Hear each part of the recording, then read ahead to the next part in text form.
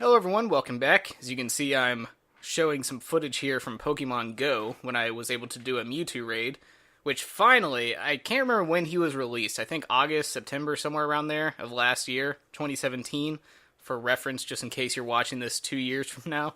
But yeah, I've been waiting a while for this guy. I didn't realize at first, I would say for the first couple months actually, that you had to do it at a sponsored location, because I was always playing Pokemon over at Disney Springs, or Downtown Disney as it used to be known.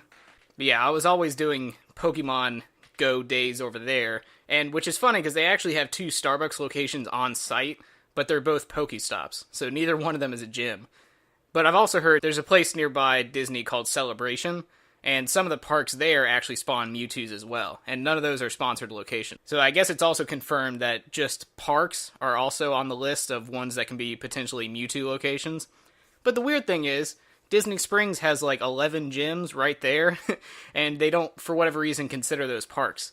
It's like you have, Celebration is basically like a gated community. It's like one of those self-sustaining communities where they have their own grocery stores and hospitals and all that. So it's like their parks have the potential for Pokestops, but the biggest tourist destination in the world doesn't count as a park. It's very strange. Not even the actual parks count. Like Epcot, Magic Kingdom, none of those count either, which is also very strange. But yeah, once I figured out the whole Starbucks thing, where you have to do it at a sponsored location or at a park, just to be safe, I just did a sponsored location, which would be the Starbucks near Crossroads. If you live in the Florida area, that's a good place to go for it.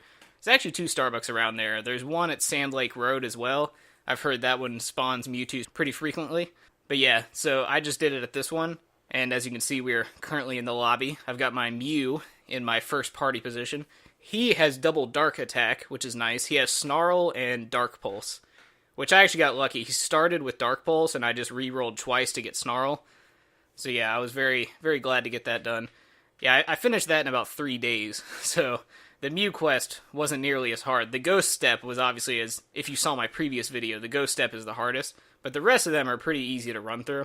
But yeah, after months of trying to get a Mewtwo raid, I finally went to the sponsored location, and I was looking there like for 3 days straight, just waiting for a raid to pop up, because Gym Hunter was down, so it's not like I could just go online and see where there were raids happening, so I had to do it the old-fashioned way. And what I did was I put a Pokemon in the gym, and then I went over to walk around Disney Springs, and then every 10 minutes or so, I would check back on my Pokemon, where you can click Go to Gym, and it'll go to their gym location that you set them at, and I would just check to see if there was an egg. And I got really lucky. When I checked, there was a Lugia egg spawning in like 58 minutes, so the egg basically just appeared. So yeah, I had enough time to leave Disney Springs and then go wait over at Starbucks. And I was able to actually catch that Lugia too, which was boosted by the weather, so that was even better. So I got a Lugia out of it, and I got my Mewtwo pass from that Lugia event. About 3 days later is when I got my EX pass. So yeah, needless to say, I was very happy about that. And as you can see on the screen here, the Mewtwo battle begins.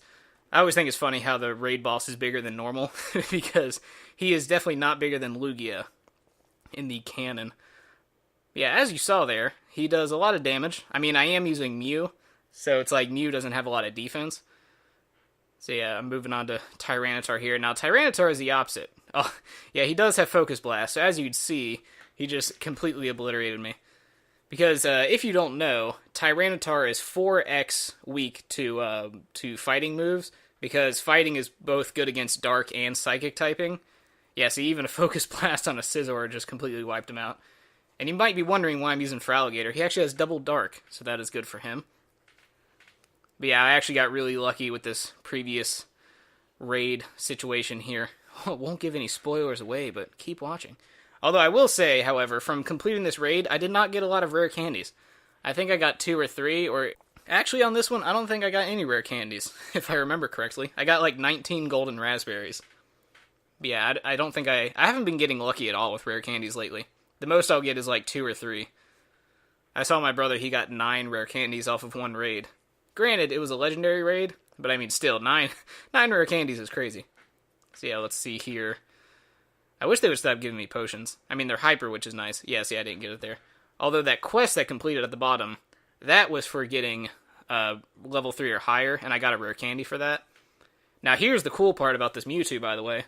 Look, he's weather boosted, as you can see in the corner. Yeah, I took a lot of screenshots in this. Yeah, his catch rate, if you hit him with a great curveball with a golden raspberry and you have the gold psychic medal, his catch rate is 34%. If you hit him with an excellent throw, it is 40%. So as you'll see on this first ball here, does the old double wiggle, and then bam, pops right out. And even though his catch rate's super high, I was still very worried because one guy there actually didn't even catch him at all. And he was Valor too, so he should have actually had the proper bonuses for it. Which is funny because I showed up an hour early just to make sure the gym stayed Valor. Yeah, you see right there, I hit an excellent. So that excellent there means it was a 40% catch rate. And as you will see, there we go. I now own a Mewtwo after months of trying to get this little bastard. And I hit him with an excellent throw too, which is nice. Look at that. Look at the beauty of this man. So yeah, as you can see, I caught him at a very high catch rate. He has Confusion and Psychic. I did later give him a charge TM, so he has Ghost... not Ghost... I was about to say Ghost Ball. And as you can see, Simply Amazing on the bottom there. HP is its strongest. Excellent stats. So he's not like perfect IVs, but he is still quite high up. And yeah, I re-rolled his charge attack to Shadow Ball, so now he has the best possible moveset, where he has Confusion and Shadow Ball. And as you'll see on the top there, it is the EX symbol. Normally, when you complete a raid, it's just this like typical orange on the top. But when you complete an EX raid, it does that sweet little black one with confetti raining out of the sky. So yeah, very glad I was finally able to get invited to one of those. As you can see, it worked out in my favor. And hopefully in the future... Now this, I don't know. If I complete a Mewtwo raid, I'm not sure if that counts as doing a raid in the past few weeks, if the EX raid counts in that way, or if it means you just have to do a normal raid in the past few weeks. Not really sure what the qualifier is there, but I guess I'll find out in 2 or 3 weeks if I get another invite. Yeah, look at him. Look at him right there next to my Lugia.